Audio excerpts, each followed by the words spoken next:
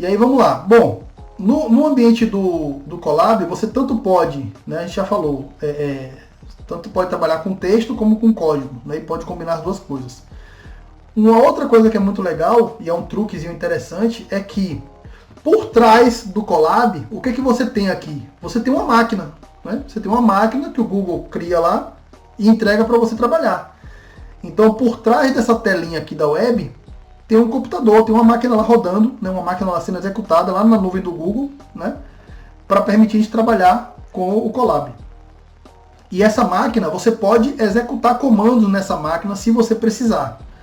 Então aqui é um exemplo do que você pode executar nessa máquina. Então você pode executar, por exemplo, o comando pip para instalar para bibliotecas, né? Então, por exemplo, a biblioteca Selenium, essa biblioteca é muito usada para fazer web scraping, né? Ou seja, quando você quer extrair dados da web. Então eu não tenho um dataset, né? Ou seja, eu não tenho um conto de dados sobre um determinado assunto, mas tem um site muito famoso.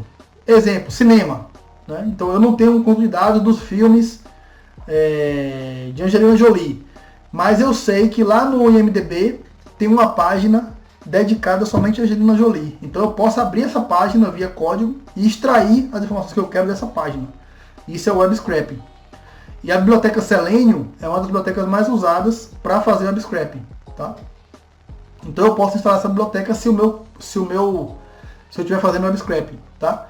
Eu também posso, por exemplo, atualizar o Linux e instalar algum programa nele, né? Quando a gente está falando de web scraping, quando se faz esse tipo de trabalho, né, de raspagem de dados também, né, na tradução para português, é comum se utilizar o chamado Chrome Driver, né? O que é o Chrome Driver? É uma versão do navegador Chrome que você controla via software, ou seja, você controla o navegador através do seu aplicativo, do seu programa, do seu código, né? Então você consegue fazer uma navegação automatizada.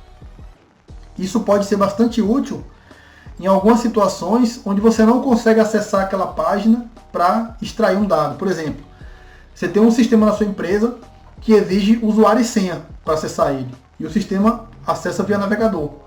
Então você pode usar o Chrome Driver para, via seu código, você abrir o Chrome Driver, abrir a página do sistema, informar o usuário e senha, logar no sistema e lá dentro você obter informação do sistema de forma automática, tá?